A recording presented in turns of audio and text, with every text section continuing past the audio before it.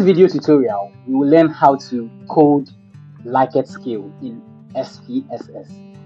So, a Likert Scale type questions usually used in questionnaires to assess the level of agreement, is used to assess the level of knowledge, or used to assess level of satisfaction with a particular treatment or what have you. And you could see options like strongly disagree, strongly agree, satisfied, very satisfied, highly satisfied, and what have you. Likert Scale type questions and answers. So how do you code these in SPSS after you've gathered your data and you want to analyze them? The first thing is that in SPSS there is the variable view and there is the data view. So as of now, I have nothing, no data in SPSS. So quickly, I will come to the variable view. And as you can see, there is the name, there is the type, the width, decimals, label, and what have you. The first thing that I want to do is to give this particular question a name. So for instance, the question has to do with a statement that rate your level of agreement with the statement mosquitoes can transmit HIV/AIDS. And the options are strongly agree, disagree, neither agree nor disagree, agree, and strongly or agree. All these are the options that came with this particular questions in the questionnaire. So we want to give this particular question a name. Let's say we can say mosquito underscore 8. One thing to take note is that the variable name does not take a space. So for instance, over here, if I do mosquito, then I give space 8, SPSS will treat it as an illegal character because the variable name does not take a space. So make sure that you use an underscore where necessary if you want to give emphasis to your name, so your variable name. So I'll give it mosquito underscore 8 so that it will be much more recognizable.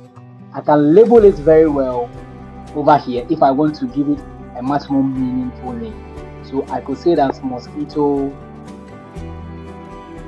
causing HIV/AIDS over here. I can give it a label like this, and that is good. Now notice that as soon as I gave the name to this particular variable, the rest of the fields were filled for me. I can change anything that I want to change. I will leave the data type as numeric. The width, I will leave it the decimal because I'm not going to deal with continuous variable. I will make the decimals 0. I will give it a label. The values, I'll come back to it. There is no missing data as of now. The columns, I will leave it there. I normally like to center the alignment, and I'm going to give it a particular measure. And here is where you need to also be critical what you choose. Now, a scale is for a measured data. For instance, if you are measuring height and weight and raw age, you will use a scale.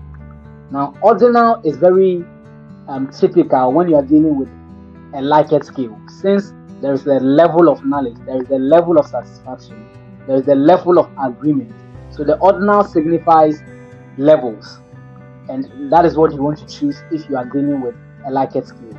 And the nominal deals with maybe if you have something like gender, male and female, or if you have age, if you have gender, male and female, then you go for nominal. So for the purpose of this video and the fact that we are using a Likert scale, we will choose ordinal. You can choose to ignore this part. Now we'll come back to the place where we are coding the Likert scale. So we come back to the values, and here is where you code your data at the values. When you click on the option here, there is this particular button here. When you click on it, it brings you the value labels where you can code. So I'm going to tell SPSS that for 1, whenever I input 1 should stand for a particular Likert scale. And the first Likert scale I have here is strongly disagree. So I'm going to put strongly disagree here. Then I will click add. Then I will go to 2. The second option is disagree. I'll type that as well. Then I'll add. I'll go to 3, value 3, and I'll tell SPSS that is neither agree or disagree. Then I'll add that one as well. I'll come to 4 and I'll give it agree. I will add that. Then I'll come to 5 and I'll give it strongly agree. Strongly agree. Alright. Then I'll add this one as well. I'll hit OK. Now I have coded my Likert scale. But as you can see at the data view, nothing appears here. The only thing I have here is my variable name that I need. It's because I have not entered any data yet. But because I have coded this particular variable and I have told SPSS what 1, 2, 3, 4, 5 means, I can come to the data view and put the numbers there, and SPSS understands exactly what I'm choosing. So for instance, in the questionnaire, participants were given the option to choose 1 up to 5. That stands for any of the Likert scale. So if participant 1 chose strongly agree, or if participant 1 chose strongly disagree, it means that I'm going to enter 1 in this instance. Then I'm going to choose 1 as my Likert scale. If the second participant chose disagree, I'll choose 2. If the third participant chose neither agree or disagree, I'll choose 3. And agree, I'll choose 4. Disagree or strongly agree, I'll choose 5. Now, to see exactly what is happening, I'll come back to this toggle item. When I click on it, you can see that SPSS understands exactly what I am doing here. So disagree, strongly disagree, and it is arranged there like that. Each time I choose any number that I have indicated, SPSS gives me exactly what it means, just like I have what coded in there. So this is how you code a Likert scale, and you can use this to code any particular data that uses this particular format. And if you want to run a simple frequency on this, you can just run a very simple frequency and you see how things are going. So with this frequency table, you can see that 3 of them chose strongly disagree, which is 17.6% of the entire population, and on like that. So this is how you go about coding your Likert scale. Very easy, very simple. Secondly, you can also decide to code another variable. In this case, you want to use level of satisfaction. So in your study, you wanted to assess the satisfaction of the participants on a particular treatment that they received. You want to know how satisfied they were with the treatments that they received in the past few months. Over here, I can give a variable name as treatment. As soon as I hit enter, it gives me the rest. So I can then label it properly, treatment received, or I can make it satisfaction with treatment received. Okay, again, I would give it ordinal for a Likert scale. I will center it like I want it. Then there is no missing data as of now. I'll come back to the value labels and I'll give the same values but different Likert scale to this particular variable.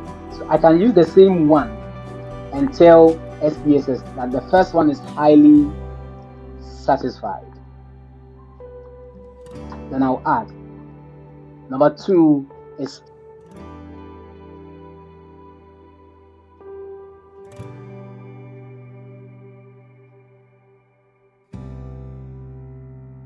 so if I come to the data view, I can see that another variable treatment has been given.